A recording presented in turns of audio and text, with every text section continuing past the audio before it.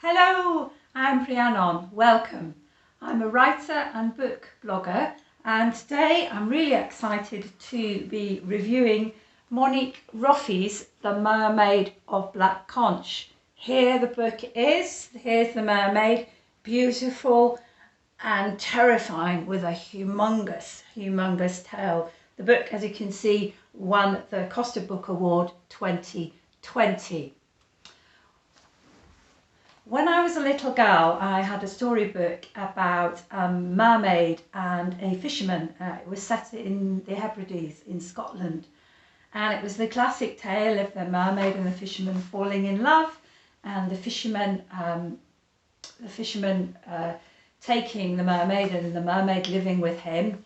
But the mermaid was very unhappy and wanted to go back to her own people, but the fisherman didn't want her to go, so he hid her tail. And for years they lived together and they had children. Then one day, the inevitable happened. The mermaid found her tail and she left the fisherman and the children and went back to her own people. And I remember not liking this book at all as a child, being very upset about it and confused and not really wanting Mum to read it to me. And I think what I picked up even at that early age was the tragedy of it, the impossibility of it. So I've always been fascinated about mermaids, and when I came across this book in a roundabout sort of way, I was really quite keen to have a look at it. One of the things that hooked me in was it is published by Peepal Tree Press, who are a Leeds-based publisher. Now, I'm originally from Leeds, so I've been aware of them for years. And they specialise in British black, Caribbean and Southeast Asian fiction and non-fiction. So I was absolutely thrilled to see this small Leeds press had nailed the Costa Book Award. So I bought the book. And it tells the age-old story that we see in many cultures around the world of a love story between a fisherman and a mermaid. This one is set in the Caribbean on an imaginary island called Black Conch. It is, in a sense, an adult fairy tale, but let's just stop there and hold that thought for a minute. Let's just think about fairy tales. I used to wonder when my son was young, why on earth we read fairy tales to small children. If you think fairy tales are gentle and kind, you know, the prince and princess ride off into the sunset and live happily ever after.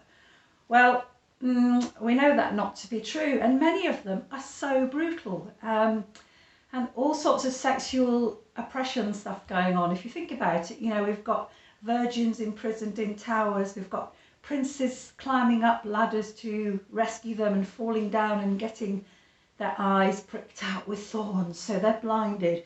And we've got children held hostage in gingerbread houses by nasty women and little girls that are almost eaten by wolves. There's all sorts of stuff going on.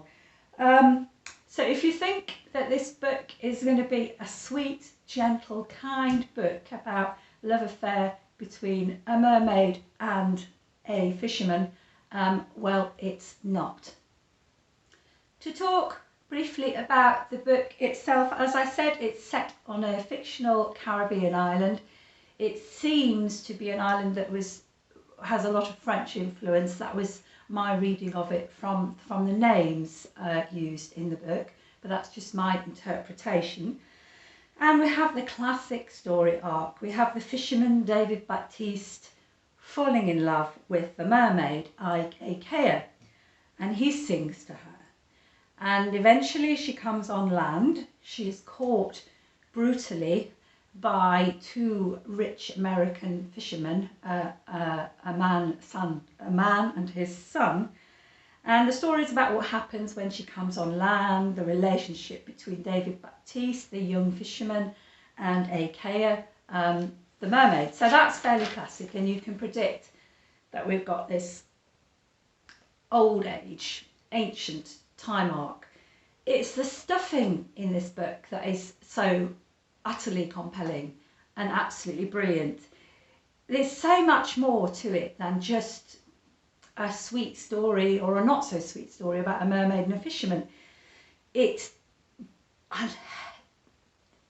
deals head on with the legacy of colonialism and slavery. It talks in a way that I have never seen dealt with in any fiction before about violence against women by women. In the story, the mermaid Achaia comes from an ancient time, we think, from an ancient tribe, pre-colonial days.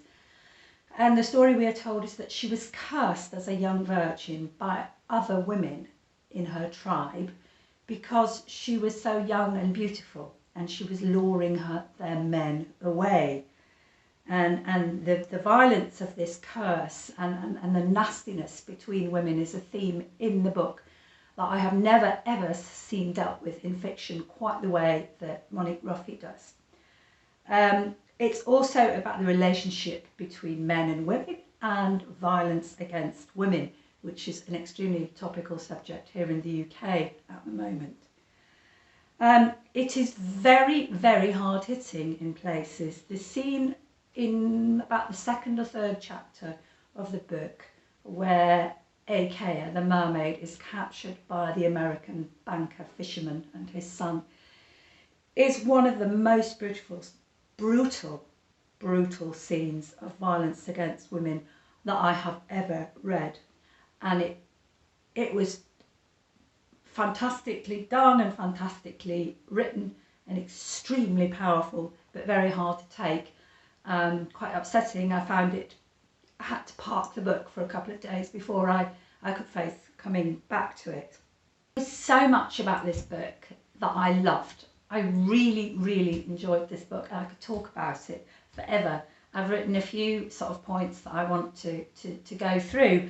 The first is, I'm a linguist myself, and I adored the way the book was written. It was written in the local dialect, if you want, the local Caribbean English of that island, of the imaginary island.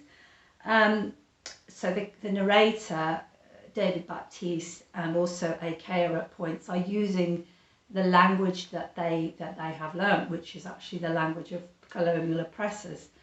But it's written so musically, so I felt as if I was listening to a symphony, the way the whole book was constructed, the moods and the way that the dialect and the language was used to express the personalities and the character conflicts and the brutal legacy of history. It was extremely fulfilling to read. I'm going to come back to the audiobook at the end because that deserves a big mention. I've never been to the Caribbean. Everything I know about the Caribbean I've learnt from books, films, history. You know, I've never been, but I was absolutely in the setting of the island itself, the howler monkeys, the weather, the history of the place was all beautifully portrayed, and I was completely absorbed for days in this setting. One of the things I think that was my huge takeaway from the book that I've mentioned earlier on is this idea of violence against women by women.